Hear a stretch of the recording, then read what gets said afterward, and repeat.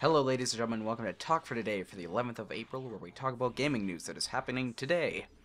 Today I'll be talking about Orth's resignation and Sony Prez doesn't want just shooters on PS4.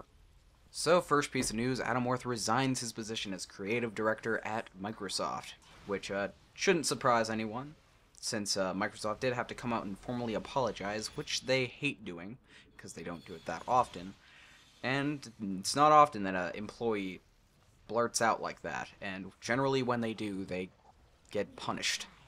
So, does this mean that they've heard the cries? The cries against an always online console? Maybe. Maybe they do hear it. Because we're being really fucking loud about it, I'll tell you that much. For rightful cause. We do not want an always online console, at least not most of us. However, with Michael Proctor coming out and stating the situation with, the potential for Xbox and the different paths they could go, especially with cable as a cable box. I see that as, okay, they could maybe make that work. He was saying how the Xbox would be $100 instead of $500 or whatever the normal price would be, and these cable companies would pay for that. Now, I could see people buying an always online console for $100, but I could only see Americans doing it, because they would be the only ones getting this deal, right? It would be a cable box. It would be going under the American cable people, Time Warner or something like that. I don't know. I'm Canadian. I don't know the exact names of them.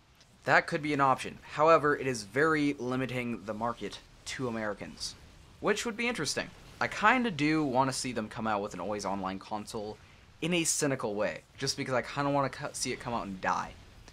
I've been wanting to see it die for SimCity. I wanted to see that game die. I wanted to see Diablo die. I bought neither of those games because they're always online, and I'm making a stand, but then watching as everyone buys those games, and I'm kind of alone.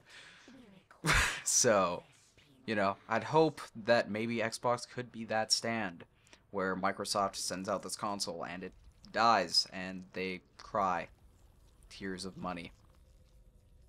So our other piece of discussion is Shuhei Yoshida, and I probably butchered that name, doesn't want shooters on the PS4, or doesn't want just shooters to populate and overpopulate the PS4 for games, which is why they unveiled Knack at their big revealing event for the PS4, which I thought was a very neat decision to unveil that game. And I completely agree, and there's two reasons I agree. They, largely, when the people who have been putting out these shooters, have always had the wrong mindset in my mind. And that mindset has always been, make it look amazing. And often they compromise things like FOV, like frames per second, like all this stuff that they compromise on consoles because they want to make it look as good as they can. Which, now, you're not going to hear me compliment Call of Duty too often, but that's something that I think they've gotten right. They, as everyone complains about, oh, it doesn't look better, it looks like the other Call of Duty. Yeah, but the hardware's the same. And those games are always 60 frames per second. They have never once had a game in their series that hasn't been 60 frames per second. And that's pretty great. And those games sell a lot. So, having these other games that are, he specifically said that he doesn't want these AAA, looks pretty, really shiny shooters on the PS4. And it's great.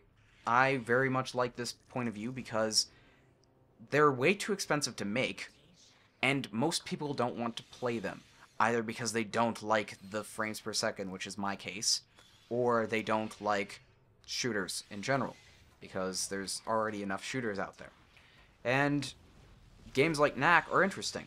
I'd love to see more innovation, and Sony, with their new indie model, where you can price your game out as any way you want, I think that's great. And they're really looking forward, and not backwards, like supposedly Microsoft might be, but that's for another discussion. Alright, so that concludes the talk for today. It is a little bit short of an episode, however, this is the first episode I've made, and I'd like some feedback, and maybe at this end section I can answer your questions, have a question and answering period. So if you have any questions, I will answer them, or at least one of them, in the next episode, which will happen tomorrow. Alright, thanks for watching.